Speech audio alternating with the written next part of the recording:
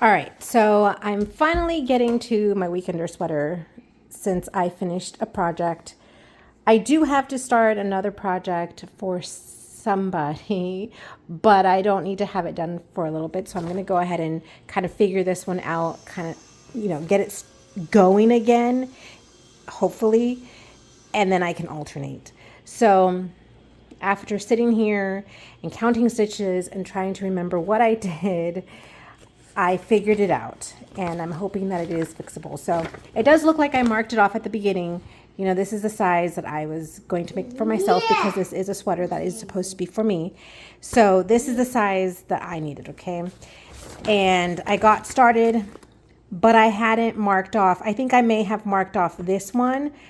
I know I made a story about this and I didn't have this marked off, but I went ahead and I marked off what I needed today because I was thinking, okay, I need to know what I was going to do. So I did mark these off, but I may not have even had these marked off to begin with. I can't even remember, and I just did this. But beside the point, I think I did have this one, but none of the rest, okay? So after counting the stitches and everything, it looks like I didn't even do 109. I just went right here and I went to 117, did 117 over here. And then I think that once we got to the setup round of just the body work, then I went down to the size that I was supposed to do. So basically what I did was that I went with the fourth size. The fourth size, one above mine. I went with 117 front and back. All that's correct. So I'm basically on the fourth size.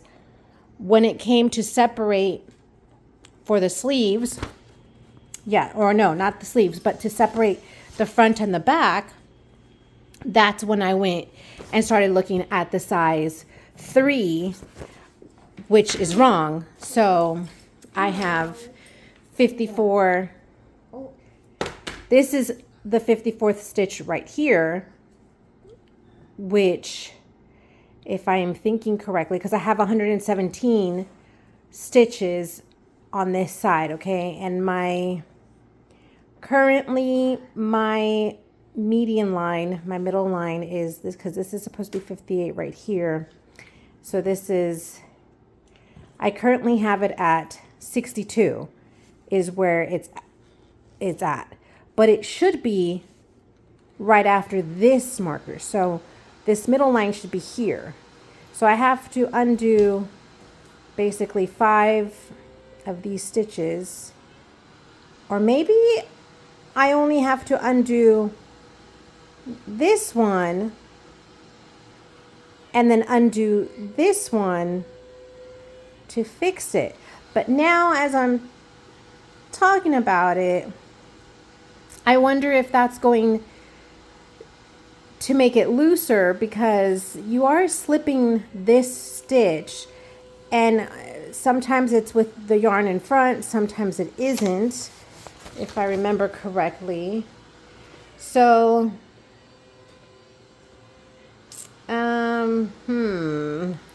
let me think. Yeah, sometimes you slip it with the yarn in front and sometimes you don't. So now that is a question. Is it going to make it, is this going to be looser? And maybe it is better if I undo all of these in hopes that it will kind of, because you can even tell it's a little different looking, the center line here. So it needs to actually go here. So I don't know. I may end up just trying. Hold on, Mama. Oh, be careful. You just have to. It's fine. Turn it around and use it on the paper. There you go. There you go.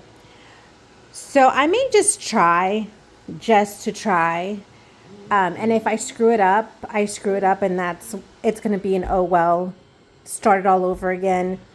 It's not a big deal, is what I'm telling myself.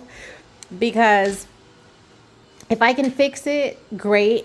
And it won't be for me because it is a size bigger. Now that I know that I'm making a size bigger, I'm making a size 4, not 3. Here, let's put your paper over here, okay?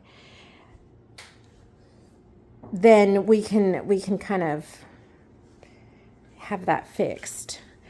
Oh my, I can't believe I did that. This is what happens for not marking your paper as you get started. Like that's very important is right off the bat. Like pick your size, mark it and mark it throughout the entire pattern so you don't mess up. Cuz that would be I mean, I have quite a bit. It isn't what I want to do, but at the same time, I really don't want to undo all the work I put into this. So, yes, I think we're going to go ahead and just see what happens once I undo this and go from there. I'm not even sure because I've gone back before in other projects, but never where there's something like this where it's a slip, and so we shall see. All right, I will update you guys. Okay, so let's get this started. I honestly didn't know if this was going to come out right, if I was doing the right thing. I really sat and thought about it so much at the beginning before I even unraveled or frogged the stitches because I was honestly nervous and scared to ruin the sweater, even though I know that it could most likely be ruined no matter what, or maybe not ruined, but I would just frog the whole thing. So I just kept double, like just overthinking it, I guess. And then I was trying to do everything right. I decided I should probably put a lifeline at the bottom just in case, because you just, I just didn't know. Like I said, sweater surgery I've heard about it, I've seen things about it, but I've never actually done something this big. I've always been the type that will go back, but this was just so many rows to go back on that I decided no, this was a great time to do some sweater surgery and experience it. So that's what I'm doing right now is just adding a lifeline.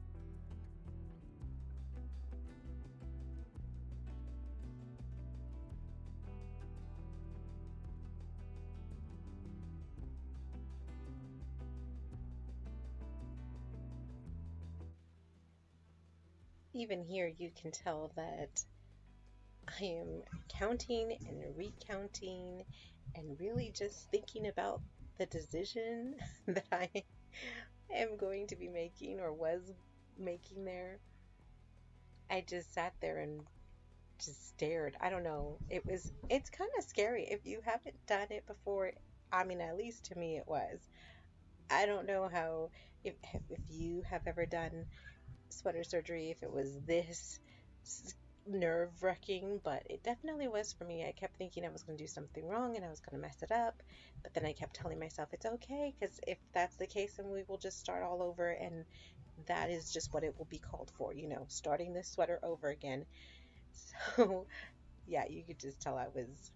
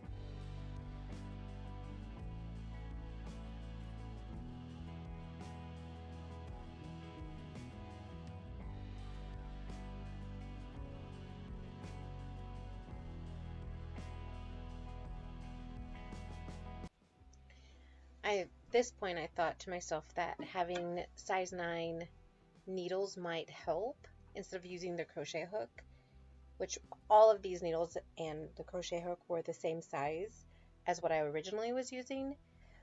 But I don't know if that was helping, and then I wasn't sure if I was doing it correctly. So, of course, I went to YouTube to make sure, looked up a video and make sure I was doing it correctly. And it did kind of help, but I don't think that overall the needles really helped me because I was just doing one row, or I guess one column at the beginning. So I don't think that really helped because it was just so tiny. I ended up switching over to the crochet hook, which you'll see in just a little bit.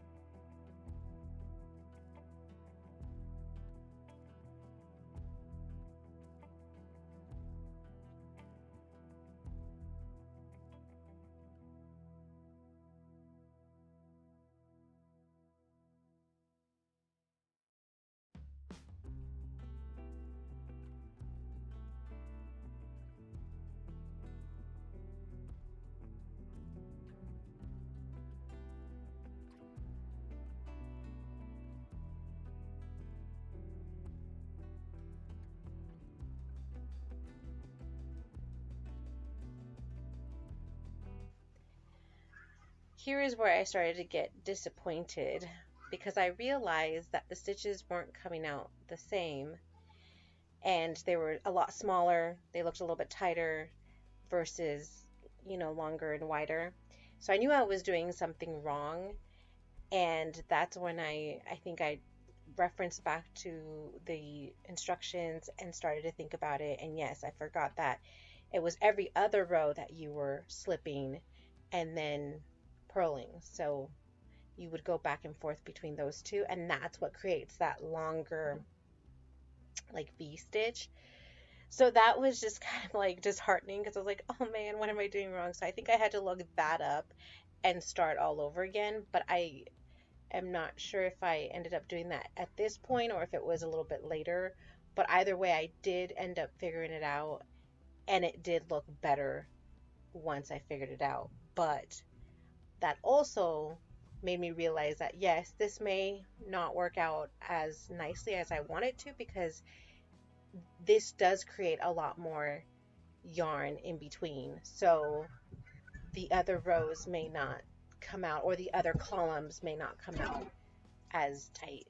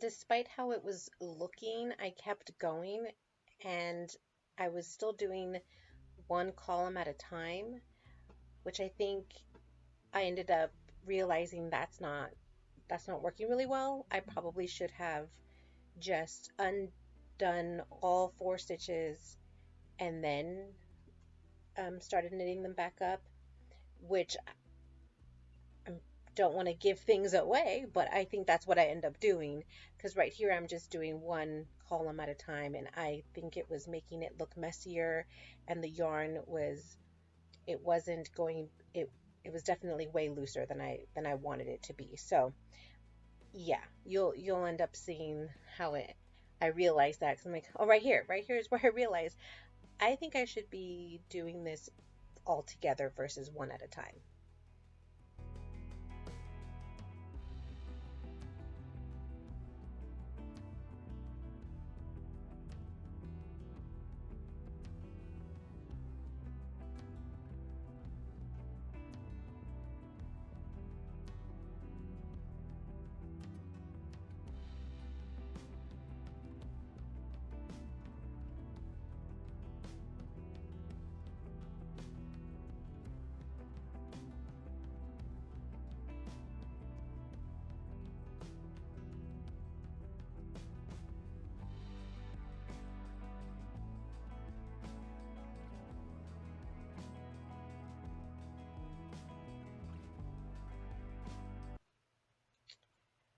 Yep, so here is where I just decided to rip everything back out again and go ahead and do them all at the same time versus doing it one column at a time, because I felt like that might help with that loose tension of the yarn. But you can tell that from the bottom to all the way to the top, there is way more yarn, like in between.